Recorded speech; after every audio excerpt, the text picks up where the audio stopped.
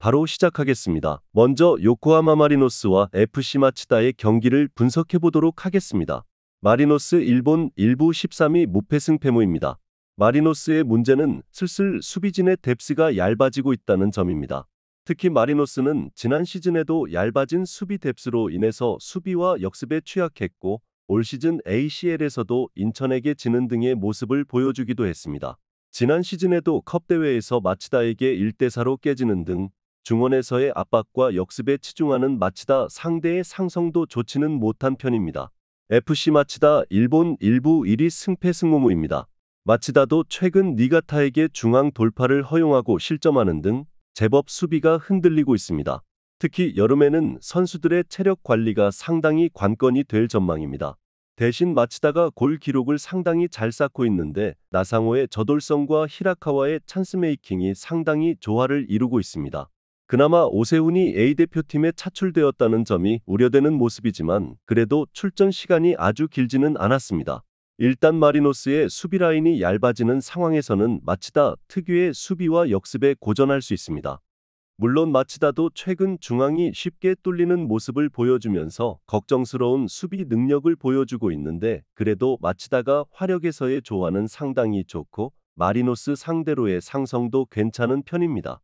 오버 2.5 양상 속 FC 마츠다의 승리를 예상합니다.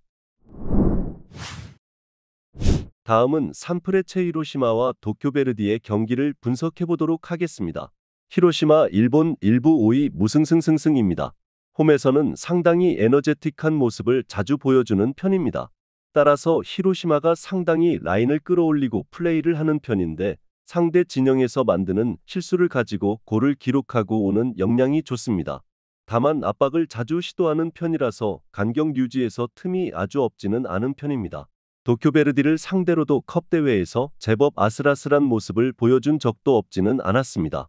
도쿄베르디 일본 1부 11위 패승패승승입니다. 도쿄베르디의 수비가 아주 안정적인 스타일은 아닙니다. 감독이 일단 라인을 내리고 플레이를 하려 하지만 그 양상에서도 도쿄베르디가 상대 체급을 버티지를 못하는 편입니다. 특히 압박을 강력하게 하는 강호들을 상대로 수비가 무너지는 경우가 잦은 모습입니다. 물론 도쿄베르디가 히로시마를 상대로 2대3으로 잘 싸운 매치가 있었는데 유다이 플러스 이츠키 듀오가 보여주는 생산성이 상당히 좋습니다. 일단 히로시마의 강력한 압박에 베르디가 다소 흔들릴 가능성을 배제하지는 않고 있습니다. 물론 히로시마의 압박으로 인해서 생긴 틈을 베르디가 공략하면서 생산성을 선보이는 등 생각보다는 난전 상황을 만들 수 있는 팀이기는 합니다. 오버 2.5 양상 속 산프레체 히로시마의 승리를 예상합니다.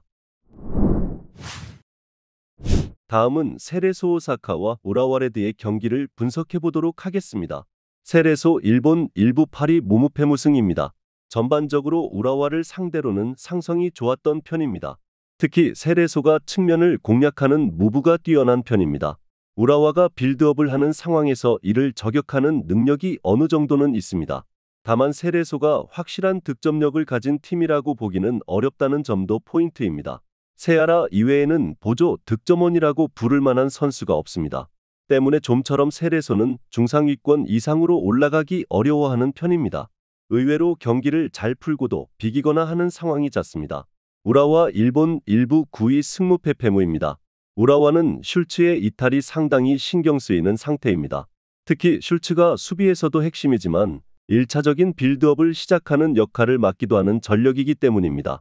특히 고베와의 매치에서 상대의 패스워크에 상당히 고전하면서 골키퍼의 슈퍼세이브에 수비를 의존하는 성향도 상당히 짙었습니다.